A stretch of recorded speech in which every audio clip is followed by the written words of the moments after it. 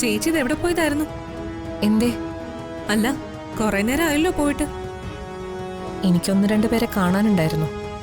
തിരിച്ചു വരുന്ന വഴി അമ്മാവനെ ഒന്ന് കണ്ടു. ആരെ? ഹരിഹരന്റെ അമ്മാവനെയോ? അമ്മാവനെ കാണാൻ പോയതായിരുന്നെങ്കിൽ എന്നോട് കൂടി പറയായിരുന്നില്ലേ? ഞാനും വരുമായിരുന്നല്ലോ. എത്ര നാളായി അമ്മാവനെ ഒന്ന് കണ്ടിട്ട്. മുൻപ് വല്ലപ്പോഴൊന്ന് വിളിക്കെങ്കിലും ചെയ്യുമായിരുന്നു. ഇപ്പൊ അതുമില്ല. അമ്മാവന് ഇപ്പൊ മറ്റൊന്നിനും സമയമില്ല. വലിയൊരു ജോലി ഞാൻ ഏൽപ്പിച്ചിരിക്കുക. ജോലിയോ? എന്ത് ജോലി? അതൊക്കെയുണ്ട്. വലിയ ഉത്തരവാദിത്തമുള്ള ജോലിയാ. കണ്ണൊന്ന് തെറ്റിയാ നമ്മുടെ ജീവിതം തന്നെ മാറി മറിയുന്നൊരു ജോലി.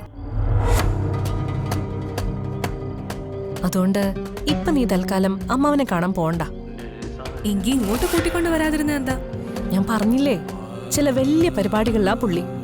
അതൊക്കെ കഴിഞ്ഞിട്ട് വരും. ചേച്ചി എന്താ ഈ വാലും തുമ്പും ഇല്ലാതെ ഓരോന്ന് പറയുന്നേ?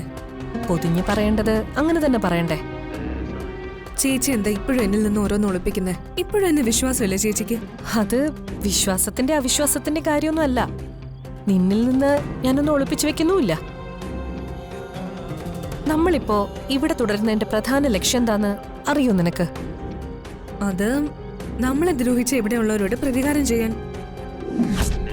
ആണല്ലോ. അപ്പൊ പ്രതികാരം മനസ്സിലിട്ട് നടന്നാ മതിയോ? അതിനുവേണ്ടി എന്തെങ്കിലുമൊക്കെ ചെയ്യാൻ വേണ്ടേ നമ്മള്? അങ്ങനെ ഒരു സാഹചര്യം ആയതുകൊണ്ട് ആ അമ്മാവനെ ഞാൻ വിളിച്ചു വരുത്തിയത്. ഇനി ഒന്നിനും അങ്ങോട്ട് സമയമില്ല നമുക്ക്. ഇത്ര നാള് കാത്തിരുന്ന് തന്നെ സന്ദീപിനെ നിനക്ക് കിട്ടാൻ വേണ്ടിയാ. അതിനൊരു തീരുമാനം ഉണ്ടായ സ്ഥിതിക്ക് ഇനി നടക്കേണ്ടത് നമ്മുടെ തീരുമാനങ്ങളും നമ്മുടെ ശരികളുമാണ്.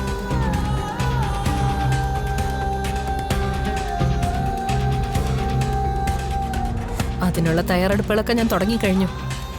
നിന്നെ കൊണ്ടാവുന്ന വിധത്തിൽ നീയും എന്നെ സഹായിക്കണം. എന്ത് എപ്പോഴെന്നൊക്കെ വഴിയെ ചേച്ചി പറഞ്ഞുതരാം. ഓക്കെ? ചേച്ചി നിന്നെ ചേച്ചിയുടെ കഴുത്തിൽ എന്തോ ഒരു പാട് പോലെ.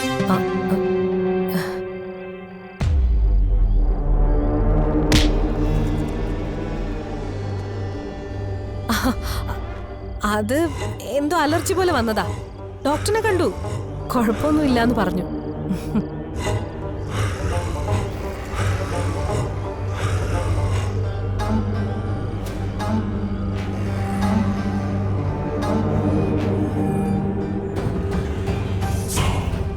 ഹരിഹരൻ അമ്മാവനോ?